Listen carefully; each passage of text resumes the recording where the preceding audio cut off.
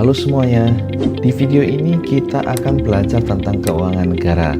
Dan topik yang akan kita bahas adalah pengadaan barang dan jasa pemerintah.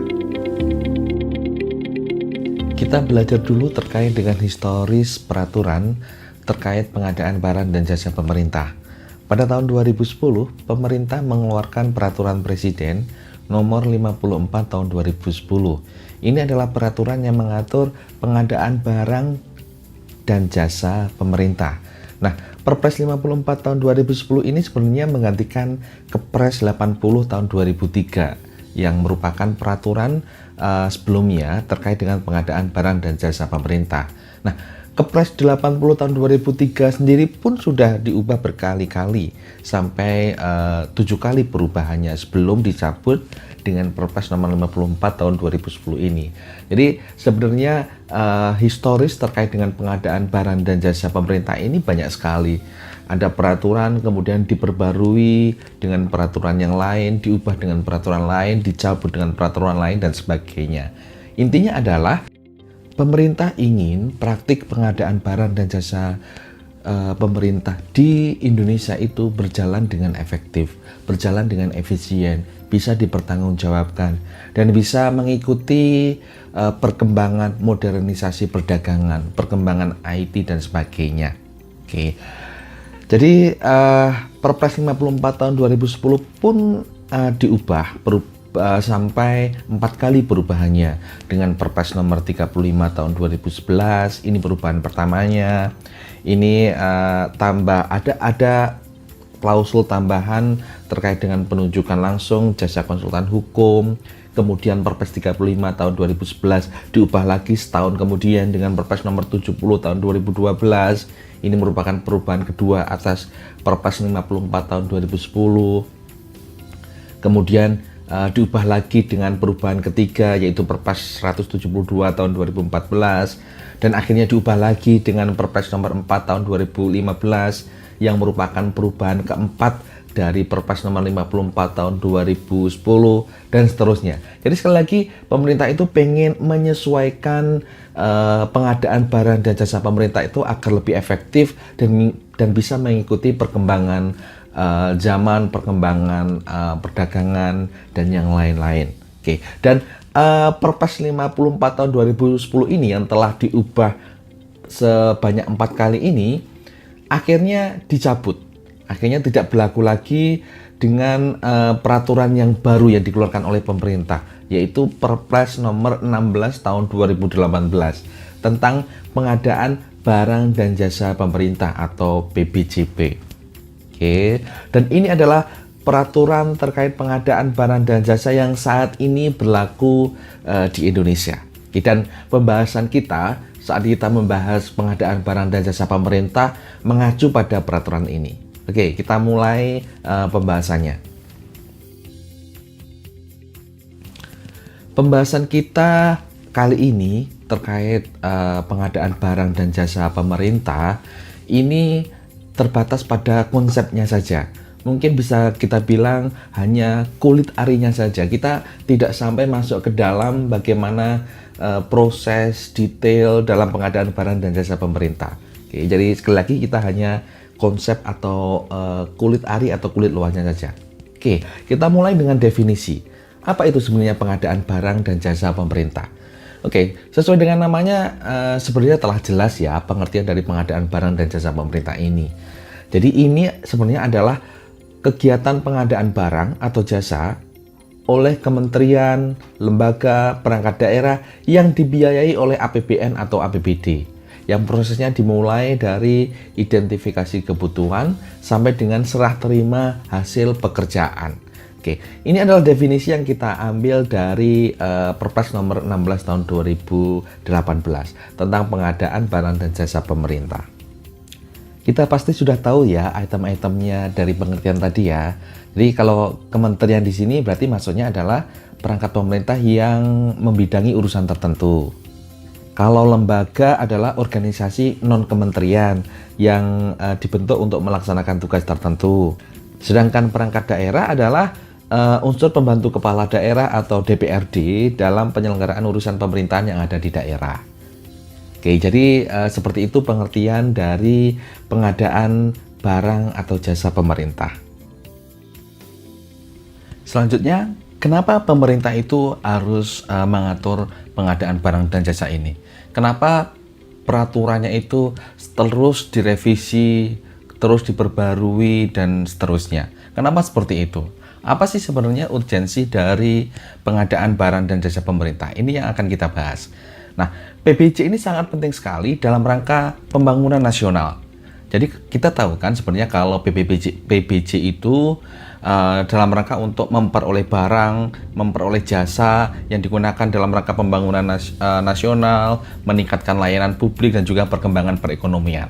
Oke, jadi diharapkan dengan PBJ yang efektif, tujuan dari pembangunan nasional termasuk dalam tadi yang penyediaan layanan publik dan untuk mendukung perekonomian itu bisa terwujud. Oke, jadi itulah alasan mengapa pemerintah mengatur pengadaan barang dan jasa ini. Oke, kemudian yang kedua, pengadaan barang dan jasa pemerintah itu merupakan bagian yang tidak terpisahkan dalam pengelolaan keuangan negara.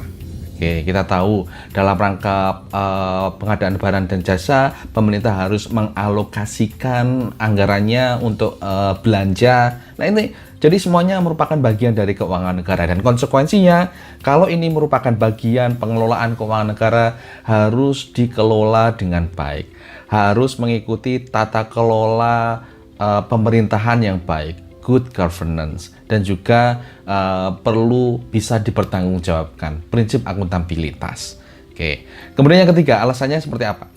Jadi tadi kita mengeluarkan belanja untuk memperoleh barang dan jasa dengan mekanisme pengadaan barang dan jasa pemerintah itu. Jadi nilai manfaatnya itu harus sebesar-besarnya. Prinsip kita, value of money. Uang yang kita keluarkan itu harus bisa memberikan manfaat yang besar-besarnya bagi pemerintah, bagi tadi layanan publik dan perkembangan perekonomian. Oke. Dan juga diharapkan dengan pengadaan barang dan jasa ini juga bisa meningkatkan penggunaan produk dalam negeri. Oke. Kemudian meningkatkan peran UMKM serta pembangunan yang berkelanjutan. Oke. Jadi itulah mengapa pengadaan barang jasa itu sangat krusial dan pemerintah perlu memikirkan pengaturannya, tata kelolanya dengan baik. Selanjutnya, pengadaan barang dan jasa seperti apa yang harus mengikuti kaidah dan pengaturan dalam Perpres 16 tahun 2018 ini. Jadi kalau kita mengkategorikan pengadaan apa yang harus mengikuti aturan ini, maka kita bisa melihat siapa yang melakukan pengadaan itu dan juga uangnya dari mana. Oke. Jadi pengadaan yang harus mengikuti peraturan dalam Perpres 16 tahun 2018 ini adalah pengadaan yang institusi pelaksananya adalah kementerian, lembaga, dan perangkat daerah atau perangkat daerah. Oke, itu dari sisi institusinya. Dari sisi uangnya atau anggarannya adalah jika pengadaan barang dan jasa tersebut menggunakan APBN atau APBD. Oke, termasuk mungkin sebagian atau seluruhnya itu dari pinjaman dalam negeri atau hibah dalam negeri. Oke, yang diterima oleh pemerintah atau pemerintah daerah. Atau sebagian atau seluruhnya itu dibiayai dari pinjaman luar negeri atau hibah luar negeri. Oke, jadi pengadaan yang mempunyai karakteristik seperti ini harus mengikuti ketentuan dalam Perpres 16 tahun 2018 ini. Yaitu pengadaan yang dilakukan oleh kementerian, lembaga, dan atau perangkat daerah yang menggunakan anggaran dari APBN atau APBD, termasuk jika sebagian atau seluruhnya itu dari pinjaman dalam negeri, hibah dalam negeri, pinjaman luar negeri, dan hibah luar negeri. Pertanyaan selanjutnya adalah, apa sebenarnya yang diadakan dalam pengadaan barang dan jasa pemerintah ini? Jenis barang dan jasanya itu apa saja? Kita bisa mengkategorikan barang dan jasa ini menjadi 4. Ini sesuai dengan Perpres 16 tahun 2018 ini. Yang pertama adalah kita kategorikan menjadi barang.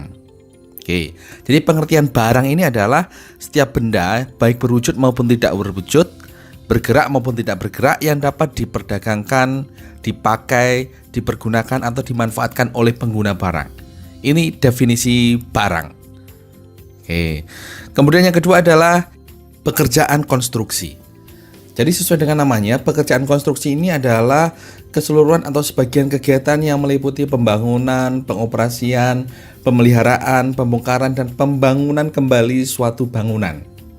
Oke, bangunan di sini belum tentu gedung ya, bisa berupa jembatan misalnya, bisa jalan, dan yang lain-lain. Ini yang kita sebut sebagai pekerjaan konstruksi.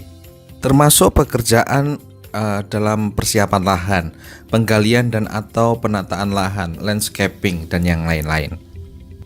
Yang ketiga adalah jasa konsultasi. Jasa konsultansi ini adalah jasa layanan profesional yang membutuhkan keahlian tertentu di berbagai bidang keilmuan yang mengutamakan adanya olah pikir. Contohnya adalah jasa perencanaan atau planning, perancangan atau desain, kemudian jasa pengawasan, baik untuk pekerjaan konstruksi maupun pekerjaan selain konstruksi.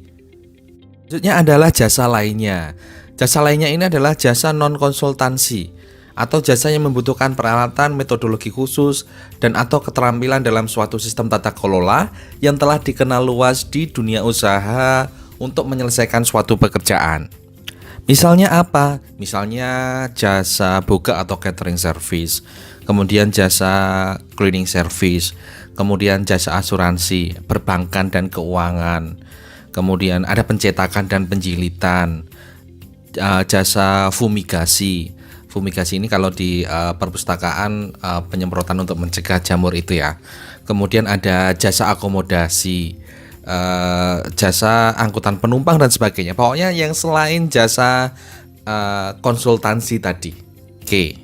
Jadi itu adalah 4 kategori barang dan jasa yang bisa diadakan dalam mekanisme pengadaan barang dan jasa pemerintah. Oke. Bisa berbentuk barang, bisa berupa pekerjaan konstruksi, bisa berupa jasa konsultansi, dan juga jasa lainnya. Bagaimana caranya pemerintah melaksanakan pengadaan barang dan jasa pemerintah? Oke, pada dasarnya ada 2 cara bagaimana pemerintah itu bisa memperoleh atau mendapatkan barang dan jasa. Yang pertama adalah swakelola. Kalau metode yang digunakan adalah swakelola, berarti cara memperoleh barang dan jasa itu dengan cara dikerjakan sendiri. Oke, dikerjakan sendiri oleh kementerian atau lembaga atau perangkat daerah atau oleh kementerian, lembaga, perangkat daerah lain atau oleh organisasi kemasyarakatan atau ormas atau oleh kelompok masyarakat tertentu. Oke, jadi nanti waktu kita membahas swakelola ada 4 tipe swakelola. Oke, tapi pada intinya kalau menggunakan metode swakelola ini, cara memperoleh barang dan jasanya adalah dengan dikerjakan sendiri, tidak dilakukan oleh pelaku usaha atau pihak lain. Nah, yang kedua adalah dengan cara penyedia. Oke, pengadaan barang dan jasa melalui penyedia ini berarti cara memperoleh barang dan jasa itu disediakan oleh pelaku usaha berdasarkan kontrak tertentu. Nah, pelaku usaha sendiri adalah orang atau badan usaha yang menyelenggarakan kegiatan usaha dalam berbagai bidang ekonomi. Oke, jadi itu perbedaannya dengan swakelola atau lewat penyedia. Kalau swakelola dikerjakan sendiri, oke, dan nanti pengembangannya dikerjakan sendiri tetapi dilaksanakan oleh pihak lain, bisa kementerian lain, bisa oleh ormas, bisa masyarakat, atau dengan penyedia. Kalau penyedia berarti barang dan jasa itu disediakan oleh pelaku usaha berdasarkan kontrak tertentu. Nah, seperti yang saya sampaikan tadi, ada 4 jenis tipe swakelola. Tipe 1, tipe 2, tipe 3, dan tipe 4. Kalau tipe 1 berarti swakelola itu direncanakan, dilaksanakan, dan diawasi sendiri oleh kementerian, lembaga, atau perangkat daerah. Oke, itu tipe 1. Nah, kalau tipe 2 seperti apa? Kalau tipe 2 berarti swakelola itu direncanakan, diawasi oleh kementerian, lembaga, atau perangkat daerah, tetapi pelaksanaannya dilakukan oleh kementerian, lembaga, atau perangkat daerah lainnya. Oke, jadi seperti itu perbedaannya. Kalau tipe 1 tadi semuanya dari perencanaan, dari pengawasan, dari pelaksanaan itu dilakukan oleh sendiri. Tapi kalau tipe 2, perencanaan dan pengawasan itu dilakukan oleh kementerian, lembaga atau perangkat daerah yang akan memperoleh barang dan jasa itu, tetapi pelaksanaannya, siapa yang menyediakannya itu adalah oleh kementerian, lembaga atau perangkat daerah lain. Oke, itu tipe 2. Bagaimana dengan tipe 3? Kalau tipe 3 ini berarti perencanaan dan pengawasannya oleh kementerian, lembaga atau perangkat daerah, tetapi pelaksanaannya ya itu oleh Ormas, pelaksana swakelola, organisasi masyarakat pelaksana swakelola. Oke, jadi kalau kita sampai 3 ini sudah ada perbedaannya. Tipe 1 dikerjakan sendiri, tipe 2 pelaksanaannya oleh pihak lain, oleh kementerian lain, lembaga lain, perangkat daerah lain. Kalau tipe 3 itu pelaksanaannya dilakukan oleh Ormas, organisasi masyarakat pelaksana swakelola. Nah, kalau tipe 4 seperti apa? Kalau tipe 4 itu perencanaannya oleh kementerian, lembaga atau peringkat daerah, tetapi pelaksanaannya serta pengawasannya itu dilakukan oleh kelompok masyarakat tertentu. Oke, kelompok masyarakat pelaksana swakelola. Oke, jadi ini perbedaannya ya. Dari sisi pelaksanaannya beda-beda. Kalau tipe 1 dilaksanakan sendiri, tipe 2 dilaksanakan oleh kementerian, lembaga atau perangkat daerah lain, tipe 3 dilaksanakan oleh ormas, dan tipe 4 dilaksanakan oleh masyarakat. Oke, perbedaannya seperti itu. Contohnya seperti apa? Untuk tipe 1 yang pelaksanaannya dilakukan oleh kementerian atau lembaga atau perangkat daerah sendiri. Contohnya adalah misalnya Dinas Bina Marga saat melaksanakan swakelola pemeliharaan jalan misalnya. Oke, kalau dilakukan sendiri berarti swakelola tipe 1. Selanjutnya contoh swakelola tipe 2 yang dilaksanakan oleh kementerian atau lembaga atau perangkat daerah lainnya. Misalnya seperti ini. Misalnya pemerintah provinsi itu pengen melakukan survei penyalahgunaan narkotika misalnya.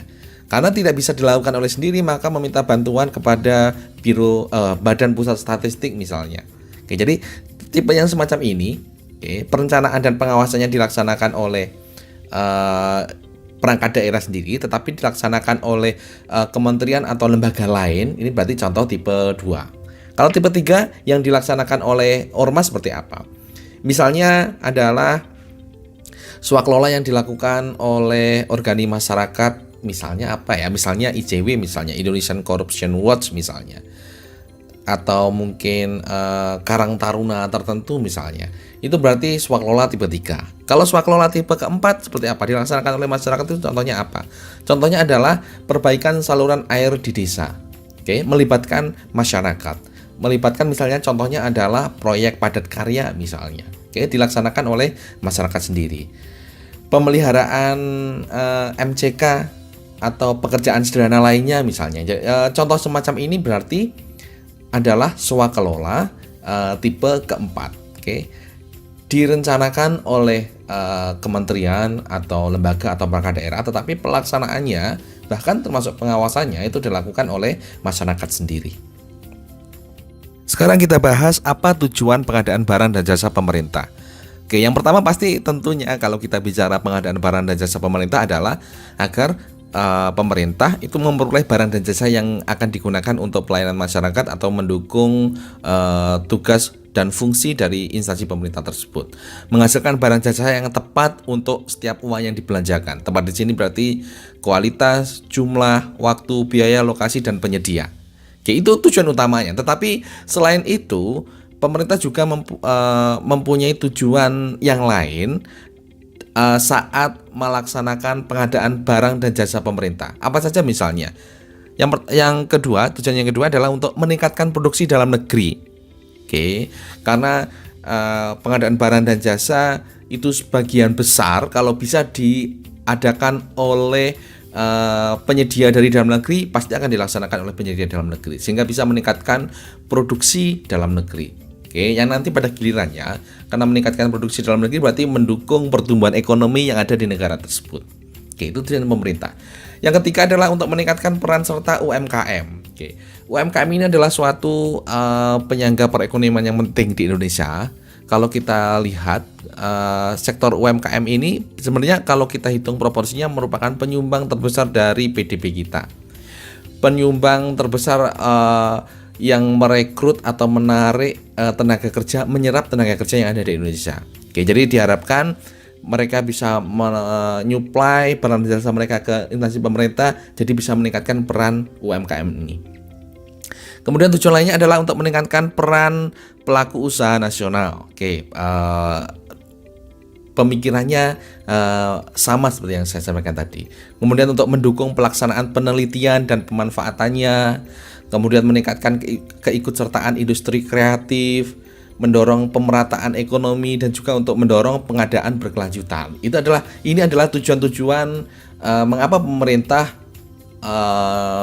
melaksanakan pengadaan barang dan jasa pemerintah. Mengapa harus diatur sedemikian rupa? Karena tadi tujuan utamanya adalah untuk menghasilkan barang jasa yang tepat tadi. Tetapi pemerintah juga mempunyai tujuan-tujuan lain, tidak hanya menghasilkan barang jasa yang tepat, tapi bisa mendukung berbagai sektor tadi. Oke. Bagaimana kebijakan umum proses pengadaan barang dan jasa pemerintah?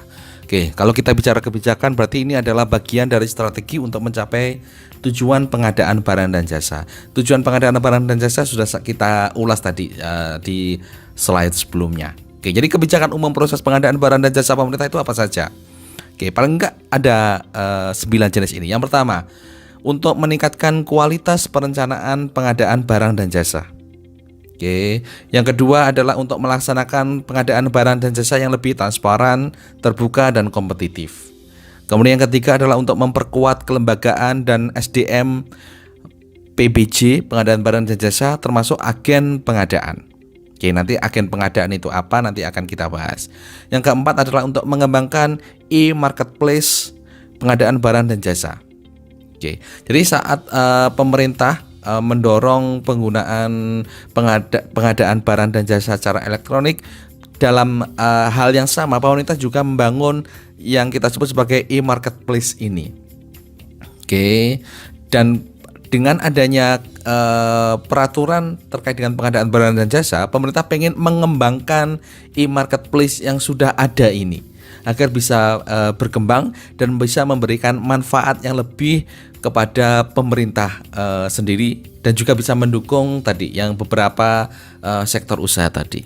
Oke. Yang kelima adalah menggunakan teknologi informasi dan komunikasi setelah transaksi elektronik. Kemudian keenam adalah mendorong penggunaan barang dalam negeri dan standar nasional Indonesia. Kemudian memberikan kesempatan kepada UMKM, mendorong pelaksanaan penelitian dan industri kreatif, serta melaksanakan pengadaan yang berkelanjutan. Oke, jadi intinya kebijakan umum tadi ini masih ada kaitannya dengan tujuan tadi, karena memang sebenarnya kebijakan ini adalah merupakan bagian dari strategi untuk mencapai tujuan pengadaan barang dan jasa yang telah kita bahas sebelumnya. Sekarang kita bahas prinsip pengadaan barang dan jasa pemerintah. Oke, paling enggak ada 7 prinsip yang akan kita bahas. Yang pertama adalah efisien. Efisien ini berarti PBJP, pengadaan barang dan jasa pemerintah, itu diupayakan dengan menggunakan dana dan daya minimum itu bisa mencapai kualitas atau sasaran tertentu, atau dengan dana yang telah ditetapkan itu bisa menghasilkan hasil dan sasaran dengan kualitas yang maksimum. Oke, itu prinsip efisiensi. Artinya sekali lagi, untuk mencapai sasaran tertentu, dana yang digunakan adalah minimum, atau dengan dana yang ada bisa memperoleh sasaran, bisa memperoleh hasil dengan kualitas yang maksimum. Oke, ini prinsip efisiensi. Prinsip mungkin telah kita pelajari di ekonomi. Oke. Kemudian yang kedua adalah prinsip efektif. Artinya pengadaan barang dan jasa pemerintah ini harus sesuai dengan kebutuhan dan sasaran yang telah ditetapkan serta memberikan manfaat yang sebesar-besarnya. Oke. PBJ harus efektif untuk memenuhi kebutuhan dan sasaran yang telah ditetapkan oleh pemerintah. Itulah prinsip dari efektif. Yang ketiga adalah transparan. Artinya informasi mengenai PBJ itu sifatnya jelas dan dapat diketahui secara luas oleh penyedia barang atau jasa yang berminat serta masyarakat pada umumnya. Oke, tidak ada informasi yang ditutup-tutupi. Saat pemerintah ingin mengadakan barang dan jasa tertentu harus diumumkan secara luas. Oke, tidak ada yang ditutup-tutupi dan kemudian masyarakat juga bisa memonitor di sini, mengawasi dari aktivitas pemerintah. Inilah prinsip dari transparansi. Yang keempat adalah prinsip terbuka. Artinya PBJ itu dapat diikuti oleh semua penyedia barang dan jasa yang memenuhi syarat. Tidak boleh ada pengecualian, tidak boleh ada pilih kasih, tidak ada prioritas, tidak ada kolusi. Jadi harus terbuka, yang diikuti oleh semua penyedia yang telah memenuhi syarat. Prinsip lainnya adalah bersaing. Dengan prinsip ini, PBJ itu harus dilakukan melalui persaingan yang sehat. Oke, bagaimana persaingan yang sehat itu seperti apa? Kalau kita sudah belajar misalnya di ekonomi mikro, pasar persaingan mensyaratkan banyak penjual dan pembeli. Oke, jadi syarat agar persaingan yang sehat adalah sebanyak mungkin penyedia dan barang dan jasa yang dilibatkan di sini, yang memenuhi persyaratan. Oke, ini prinsip dari persaingan sehat. Kemudian prinsip yang lainnya adalah adil dan tidak diskriminatif. Artinya, PBJ memberikan perlakuan yang sama bagi semua calon penyedia barang dan jasa. Tidak ada prioritas dan tidak ada yang pihak yang diberi perlakuan yang lebih baik atau lebih besar dibandingkan dengan pihak lain. Tidak ada seperti itu. Semuanya diberlakukan sama. Prinsip terakhir adalah akuntabel, artinya PBJ itu harus sesuai dengan aturan, sesuai dengan peraturan dan ketentuan yang berlaku. Sehingga konsekuensinya apa? PBJ ini dapat dipertanggungjawabkan. Sekarang kita bahas etika dalam pengadaan barang dan jasa pemerintah. Di sini berarti etika bagi semua pihak yang terlibat dalam pengadaan barang dan jasa pemerintah. Tidak hanya dari sisi pemerintah, tetapi juga dari sisi penyedia dan pihak-pihak lain yang terlibat. Oke, yang pertama, etikanya adalah harus tertib dan tanggung jawab. Artinya melaksanakan tugas secara tertib disertai dengan rasa tanggung jawab untuk mencapai sasaran. Yang kedua adalah profesional, mandiri dan jujur. Bekerja secara profesional, bekerja sesuai dengan kewenangannya, bekerja sesuai dengan keahlian, dengan ilmu yang dimiliki, dan mandiri serta jujur dalam menjaga kerahasiaan dokumen PBJ. Oke, itu pengertian dari profesional, mandiri, dan jujur. Yang ketiga adalah etikanya adalah tidak saling memengaruhi. Tidak saling memengaruhi baik secara langsung maupun tidak langsung yang nantinya mungkin bisa menimbulkan persaingan yang tidak sehat. Oke, yang keempat adalah menerima dan tanggung jawab. Menerima dan bertanggung jawab atas segala keputusan dari pengadaan barang dan jasa tersebut. Siapapun yang dipilih sebagai penyedia, siapapun yang dipilih sebagai pemenang misalnya, itu harus pihak lain itu harus bisa menerima dan bertanggung jawab atas segala keputusan itu. Prinsip yang kelima adalah menghindari konflik of interest. Artinya menghindari dan mencegah terjadinya pertentangan kepentingan para pihak. Nanti contoh dari konflik of interest akan kita bahas. Oke, selanjutnya adalah mencegah pemborosan. Menghindari dan mencegah terjadinya pemborosan, kebocoran keuangan negara dalam PBJ ini. Karena prinsip kita tadi, PBJ harus dilaksanakan secara efisien dengan biaya minimum bisa mencapai sasaran atau output hasil yang telah ditetapkan, atau untuk mencapai dengan dana tertentu bisa memperoleh hasil yang semaksimal mungkin. Tidak ada pemborosan di sini. Ini adalah etika dari PBJP.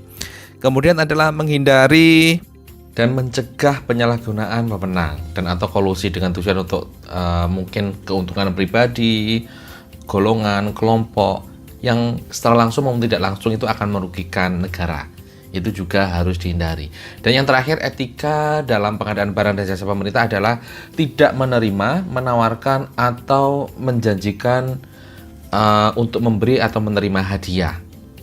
Oke, jadi ini baik di kedua belah pihak, dari penyedia maupun pejabat atau panitia. Kalau pejabat atau panitia dia tidak boleh menerima hadiah. Kalau penyedia barang dan jasa dia tidak boleh menawarkan untuk memberikan hadiah. Oke, Tidak hanya hadiah, bisa imbalan, komisi, dan sebagainya. Itu harus dihindari. Oke, itu adalah 8 etika yang harus dipenuhi saat kita melakukan proses pengadaan barang dan jasa pemerintah. Kita saat membahas etika dalam pengadaan barang dan jasa pemerintah menyebutkan bahwa salah satu etikanya adalah tidak ada konflik kepentingan, tidak ada konflik of interest. Oke. Nah, sekarang kita akan memberikan definisi dari konflik of interest itu seperti apa. Oke, contohnya adalah seperti ini. Yang pertama, direksi, dewan komisaris atau personal inti pada suatu badan usaha itu merangkap menjadi direksi, dewan komisaris dan personal inti pada badan usaha lain yang mengikuti tender atau seleksi yang sama. Ini pasti akan menimbulkan konflik of interest, sehingga harus dihindari. Oke. Kemudian yang kedua, konsultan yang bertindak juga sebagai pelaksana pekerjaan. Oke. Konsultan perencana sekaligus sebagai pelaksana pekerjaan. Oke, ini yang harus dihindari karena pasti akan menimbulkan konflik interest di sini. Kemudian contoh yang ketiga adalah konsultan manajemen konstruksi, tetapi dia juga berperan sebagai konsultan perencana. Ini tidak boleh dilakukan. Kemudian contoh yang keempat adalah adanya pengurus atau manajer koperasi, dan dia itu mengikuti tender, mengikuti seleksi, mengikuti proses pengadaan pada kementerian, lembaga, dan perangkat daerah, di mana dia itu merangkap di kementerian atau lembaga tersebut sebagai pengguna anggaran, atau mungkin kuasa pengguna anggaran, pejabat pembuat komitmen, pokja pemilihan, atau pejabat pengadaan kayaknya. Ini tidak boleh karena ini pasti akan menimbulkan konflik of interest. Kemudian contohnya lagi adalah PPK, mungkin pokja pemilihan atau pejabat itu secara langsung maupun tidak langsung itu mengendalikan atau menjalankan perusahaan penyedia. Oke, jadi dia selain menjadi PPK, selain ikut anggota Pokja, ikut anggota PP, dia mempunyai kendali terhadap perusahaan, dan perusahaan itu ikut tender, ikut dan terpilih menjadi penyedia. Ini tidak boleh dilakukan karena akan menimbulkan konflik of interest. Kemudian contoh terakhir adalah mungkin ada beberapa perusahaan yang mengikuti tender atau seleksi yang sama. Oke, dikendalikan baik langsung maupun tidak langsung oleh pihak yang sama. Oke, yang mana sahamnya lebih dari 50% dikuasai oleh pemegang saham yang sama. Artinya di sini dengan keadaan seperti ini akan menimbulkan konflik of interest dan akan mengurangi persaingan yang tidak sehat. Karena apa? Karena perusahaan-perusahaan tadi itu ternyata dikendalikan, dikuasai oleh pemegang yang sama. Oke, jadi hal-hal semacam ini juga harus dihindari. Siapa yang terlibat atau menjadi pelaku dari pengadaan barang dan jasa pemerintah? Ini ada beberapa pihak. Yang pertama adalah pengguna anggaran atau PA. Berarti dia mempunyai kewenangan untuk menggunakan anggaran di KL, kemudian di perangkat daerah. Kemudian yang kedua adalah KPA, kuasa pengguna anggaran. Berarti pejabat yang memperoleh kuasa dari pengguna anggaran. Oke, untuk melaksanakan sebagian wewenang dan tanggung jawabnya. Itu KPA. Kemudian yang ketiga adalah PPK, pejabat pembuat komitmen. Berarti pejabat yang diberi kewenangan oleh PA maupun KPA untuk mengambil keputusan dan atau melakukan tindakan yang mengakibatkan pengeluaran APBN atau APBD. Oke, itu PPK. Kemudian yang keempat adalah pejabat pengadaan. Pejabat pengadaan ini adalah pejabat administrasi, pejabat fungsional atau personel yang bertugas melaksanakan pengadaan langsung, penunjukan langsung, dan atau e-purchasing. Oke, ini adalah pejabat pengadaan. Pelaku selanjutnya adalah pokja pemilihan. Pokja pemilihan ini adalah kelompok kerja pemilihan, yaitu sumber daya manusia yang ditetapkan oleh pimpinan UKPBJ untuk mengelola pemilihan penyedia. UKPBJ ini adalah unit kerja pengadaan barang atau jasa, yang merupakan kalau dulu merupakan transformasi dari unit layanan pengadaan atau ULP. Oke, kemudian pelaku yang lainnya adalah agen pengadaan. Agen pengadaan ini adalah UKPBJ atau pelaku usaha yang melaksanakan sebagian atau seluruh pekerjaan pengadaan barang atau jasa. Oke, jadi si pelaku yang melaksanakan sebagian atau seluruh pekerjaan pengadaan barang dan jasa itu disebut sebagai agen pengadaan. Oke, kemudian pejabat pemeriksa hasil pekerjaan. Sesuai dengan namanya, ini adalah pejabat administrasi atau pejabat fungsional atau personel yang bertugas memeriksa administrasi hasil pekerjaan, pengadaan barang dan jasa. Kalau panitia pemeriksa hasil pekerjaan, kalau tadi pejabat berarti perorangan, kalau panitia ini adalah tim. Jadi tim yang tugasnya adalah memeriksa administrasi hasil pekerjaan. Kemudian penyelenggara swakelola, berarti tim yang menyelenggarakan kegiatan secara swakelola. Penyedia berarti pelaku usaha yang menyediakan barang atau jasa berdasarkan kontrak. Ini adalah 9 para pelaku dalam pengadaan barang jasa pemerintah. Oke, sekarang kita akan membahas garis besar proses pengadaan barang dan jasa pemerintah itu seperti apa.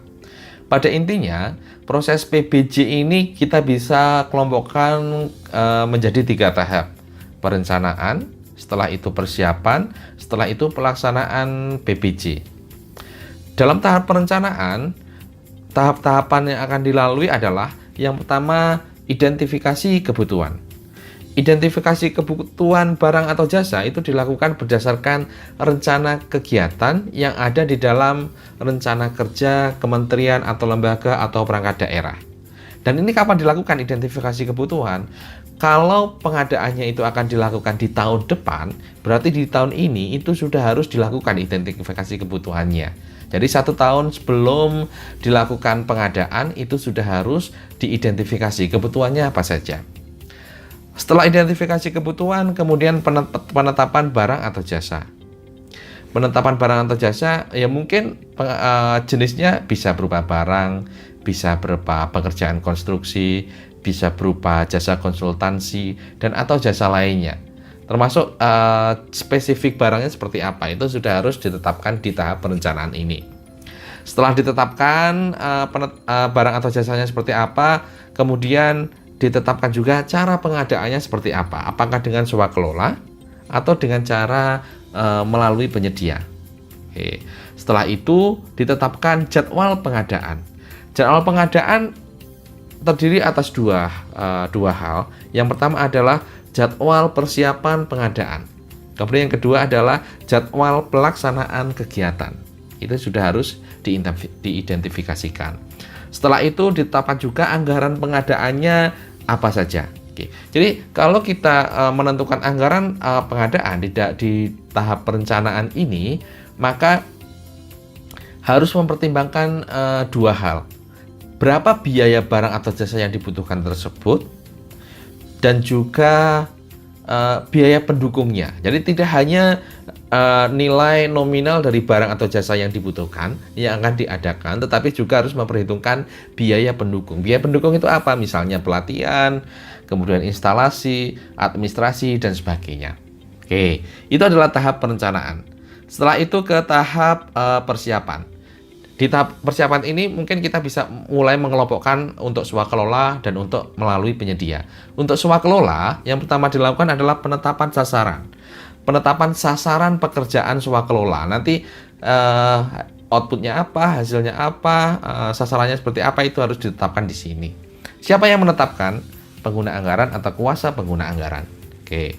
Setelah penetapan sasaran, kemudian adalah penetapan penyelenggara. Siapa penyelenggaranya? Siapa orang-orang yang akan melakukan swakelola ini? Timnya siapa saja? Ini harus ditetapkan. Siapa yang menetapkan? Jika swakelolanya adalah tipe 1, maka ditetapkan oleh PA atau KPA. Jika swakelolanya adalah tipe 2, kita bagi. Untuk tim persiapan dan tim pengawas itu akan ditetapkan oleh PA atau KPA. Tetapi tim pelaksana itu ditetapkan oleh kementerian atau lembaga atau perangkat daerah lain. Oke. Untuk tipe 3, tim persiapan dan tim pengawas oleh PA atau KPA, tetapi tim pelaksananya itu ditetapkan oleh pimpinan Ormas. Sedangkan tipe keempat, penyelenggara swakelola itu ditetapkan oleh pimpinan kelompok masyarakat pelaksana swakelola. Oke. Setelah itu, setelah penyelenggara swakelola ditetapkan, kemudian menetapkan rencana kegiatan, jadwal pelaksanaannya seperti apa, dan penyusunan rencana anggaran biaya atau RAB. Oke, itu untuk swakelola. Bagaimana jika melalui penyedia? Jika melalui penyedia, yang pertama dilakukan adalah menetapkan HPS.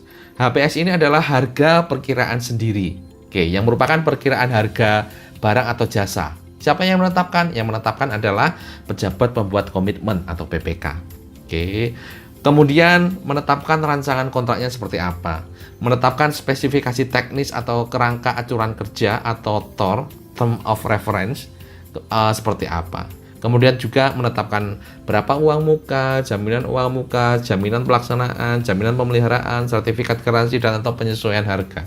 Itu juga harus ditetapkan di tahap persiapan ini.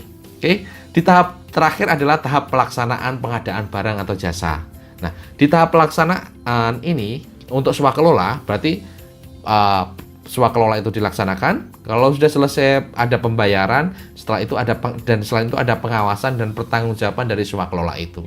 Bagaimana jika PBJ itu melalui penyedia? Maka yang pertama adalah dilaksanakan pemilihan dulu.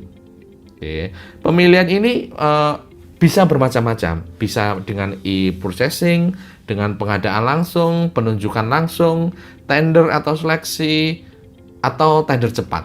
Ya, ada berbagai macam. Tetapi karena sekali lagi di awal saya sudah menyampaikan bahwa pelajaran kita hanya konsepnya, maka ini tidak kita bahas dan kita bahas di mungkin kesempatan yang lain. Oke, setelah pemilihan dilakukan, pelaksanaan kontrak, artinya pelaksanaan kontrak ini penyedia melakukan tugasnya seperti apa, oke, sesuai dengan kesepakatan dalam kontrak, dan kalau sudah selesai ada serah terima hasil pekerjaan. Oke. Di tahap ini berarti proses pengadaan sudah selesai. Oke, yang saya sampaikan tadi adalah gambaran proses PBJ secara garis besar. Untuk proses swakelola sama seperti apa yang telah saya sampaikan sebelumnya. Jadi untuk proses swakelola terdiri dari tahap perencanaan swakelola, persiapan swakelola, pelaksanaan swakelola, pengawasan dan pelaporan swakelola, dan penutupan swakelola. Jadi tahapnya pada intinya sama dengan yang saya sampaikan tadi. Untuk perencanaan ada penetapan tipe swakelola, apakah tipe 1, tipe 2, tipe 3, atau tipe 4, yang dimana definisinya sudah kita bahas sebelumnya. Kemudian menyusun spesifikasi teknis atau kerangka acuan kerja, dan menyusun perkiraan biaya atau rencana anggaran biaya. Di tahap persiapan tadi kita sudah membahas ada penetapan sasaran, penyelenggaraan swakelola, rencana kegiatan, jadwal pelaksanaan, dan RHP. Untuk pelaksanaan berarti pelaksanaan rencana kerja, kemudian pengadaan bahan, peralatan, jasa lainnya, tenaga ahli, dan lain-lain. Kemudian penyaluran dana sesuai dengan peraturan. Oke, berarti kalau udah penyaluran dana berarti sudah selesai dan udah terlaksana. Kemudian di sini di swakelola ini juga ada tahapan pengawasan dan pelaporan swakelola. Oke, berarti ada pengawasan dan pengendalian pekerjaan, kemudian pelaporan terkait dengan progres atau kemajuan pelaksanaan, dan pelaporan realisasi pekerjaannya seperti apa. Setelah selesai berarti ada penyerahan hasil pekerjaan di penutupan swakelola. Sekarang kita akan membahas pengadaan barang dan jasa secara elektronik. Nah, penyelenggaraan pengadaan barang atau jasa dilakukan secara elektronik itu menggunakan sistem informasi yang terdiri atas sistem pengadaan secara elektronik dan sistem pendukung. Nah, pengadaan barang atau jasa secara elektronik itu memanfaatkan e-marketplace. Jadi sebenarnya e-marketplace ini adalah infrastruktur yang menjembatani kebutuhan kementerian, lembaga, dan perangkat daerah dengan penyedia barang atau jasa. Jadi menjembatani antara demand-nya kementerian atau lembaga atau perangkat daerah dengan supply-nya para penyedia. Dibuat suatu infrastruktur yang disebut dengan e-marketplace. Nah, e-marketplace sendiri itu mempunyai fitur yang terdiri dari katalog elektronik, kemudian toko daring atau toko online, dan atau yang orang biasa menyebutnya sebagai online shop, dengan pemilihan penyedia. Nah, pemilihan penyedia ini yang sering disebut dengan e-purchasing. Katalog elektronik atau e-katalog itu merupakan sistem katalog yang tersedia untuk pembeli barang atau pekerjaan konstruksi atau jasa lainnya secara elektronik. Jadi di katalog elektronik ini nantinya akan memuat informasi berupa daftar, jenis, spesifikasi teknis, kemudian tingkat komponen dalam negeri, produk SNI, harga, dan sebagainya. Kalau toko online sendiri atau biasa disebut dengan toko daring atau online shop, ini merupakan perdagangan barang atau jasa melalui sistem di mana penjual dan pembeli itu dapat melakukan transaksi secara real time. Sedangkan e-purchasing ini merupakan salah satu metode pemilihan penyedia barang atau jasa yang dilaksanakan untuk barang atau pekerjaan konstruksi atau jasa lainnya yang sudah tercantum dalam katalog elektronik. Bagaimana prosedur dalam e-purchasing ini? Yang pertama, PPK atau pejabat pengadaan itu akan melakukan pemesanan barang atau jasa pada katalog elektronik di e-marketplace tersebut. Kemudian calon penyedia itu akan menanggapi pesanan dari PPK atau pejabat pengadaan. Nah, kemudian mereka akan melakukan negosiasi teknis dan harga barang atau jasa tersebut. Nah, setelah itu PPK atau pejabat pengadaan dan calon penyedia menyetujui atau menyepakati pembelian barang atau jasa. Nah, kalau mereka sudah sepakat, maka kemudian akan diterbitkan surat pesanan. Prosesnya secara ringkas seperti itu. Nah, dalam pengaturan pengadaan atau barang jasa pemerintah itu diperkenankan untuk melakukan repeat order. Jadi repeat order ini adalah pemesanan secara berulang, melalui proses penunjukan langsung. Repeat order ini dibatasi paling banyak hanya 2 kali saja. Setelah itu harus melalui mekanisme selain repeat order. Dalam Undang-Undang Nomor 31 Tahun 1999 tentang pemberantasan tindak pidana korupsi, secara implisit dikatakan bahwa lingkup dari korupsi itu adalah jika setiap orang yang secara melawan hukum melakukan perbuatan memperkaya diri sendiri atau orang lain atau suatu korporasi yang dapat merugikan keuangan negara atau perekonomian negara.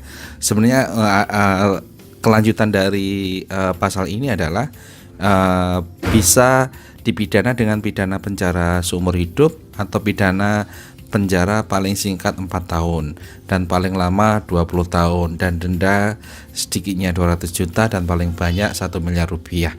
Tapi intinya yang penekanan di sini adalah saya pengen memberikan lingkup dari tindak pidana korupsi itu seperti apa. Intinya memperkaya diri sendiri atau orang lain dapat merugikan keuangan negara dan perekonomian negara.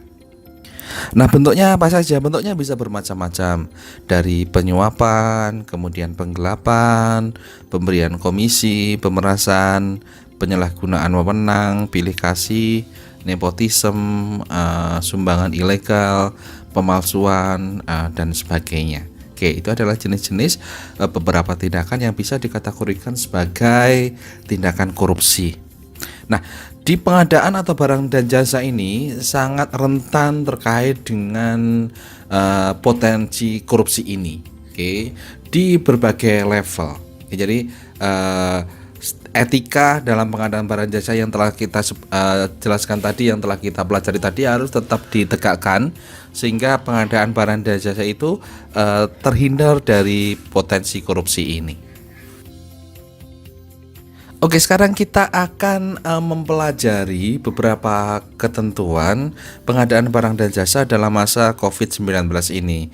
Ini adalah beberapa dasar peraturan yang nanti mungkin bisa dicari sendiri isinya seperti apa. Tapi intinya ini ada suatu tindakan khusus, pengecualian khusus terkait dengan pengadaan barang dan jasa, karena kita anggap bahwa COVID-19 ini adalah suatu kondisi yang darurat. Oke, kita mulai pembahasannya. Tadi saya sudah menyebutkan bahwa COVID-19 ini adalah suatu masa yang darurat. Nah, pengadaan barang dan jasa di masa darurat ini diatur dalam peraturan Kepala LKPP, Lembaga Kebijakan Pengadaan Barang atau Jasa Pemerintah. Jadi di dalam perka tersebut itu ada semacam pengecualian semacam perlakuan khusus untuk pengadaan dalam penanganan darurat. Disebutkan bahwa berlaku pada keadaan darurat berdasarkan penetapan status keadaan darurat yang ditetapkan oleh pejabat yang berwenang dan atau keadaan tertentu. Nah, kegiatan pengadaan barang atau jasa dalam masa status keadaan darurat yang ditetapkan oleh pihak yang berwenang ini adalah secara implisit ini menyebutkan bahwa untuk keadaan darurat itu bisa ada perlakuan khusus terkait dengan pengadaan barang atau jasa pemerintah. COVID-19 itu membawa dampak yang sangat meluas, sangat krusial, sangat signifikan terhadap berbagai negara di dunia, termasuk Indonesia. Baik itu dampaknya dari sisi kesehatan, dari sisi sosial, dari sisi ekonomi, kemudian dari sisi keuangan juga. Nah, secara detail mungkin dampak COVID terhadap perekonomian dan kebijakan yang sebagai respon pemerintah bisa dilihat di video saya sebelumnya. Coba di searching aja di video itu. Saya mengulas panjang lebar di situ. Nah, untuk mengatasi dampak dari COVID ini diperlukan suatu tindakan kebijakan yang extraordinary, kebijakan yang tidak biasa-biasa saja, kebijakan yang luar biasa. Nah, untuk mengakomodir kebijakan yang luar biasa ini perlu adanya relaksasi berbagai peraturan pemerintah, berbagai peraturan perundang-undangan. Nah, untuk mengakomodir itu, maka pemerintah mengeluarkan Perpu nomor 1 tahun 2020 yang kemudian telah diundangkan dengan Undang-Undang nomor 2 tahun 2020. Dalam rangka pelaksanaan kebijakan keuangan negara untuk melaksanakan APBN dan dalam rangka penanganan COVID dan atau menghadapi ancaman yang membahayakan perekonomian negara dan atau stabilitas sistem keuangan, dibuat kebijakan keuangan negara dan kebijakan stabilitas sistem keuangan. Nah, pada intinya kebijakan pemerintah ini dilakukan untuk 3 hal: dalam rangka kesehatan, dalam rangka perlindungan sosial, dan dalam rangka untuk mendukung dunia usaha.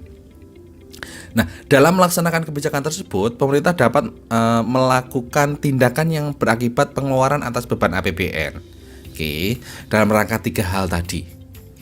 Yang anggarannya untuk biaya pengeluaran tersebut belum tersedia atau tidak cukup tersedia, serta menentukan proses dan metode pengadaan barang dan jasa. Nih, poin terakhir ini yang kita highlight dan terkait dengan pelajaran kita pada hari ini, yaitu dalam rangka penanganan COVID perlu kebijakan yang extraordinary, dan salah satunya adalah merelaksasi metode pengadaan barang dan jasa pemerintah.